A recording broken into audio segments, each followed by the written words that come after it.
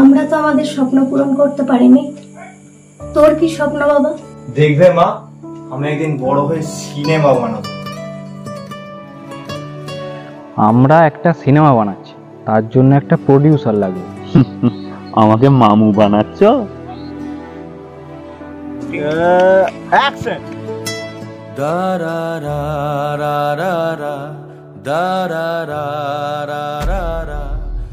এই ছেলে শোন,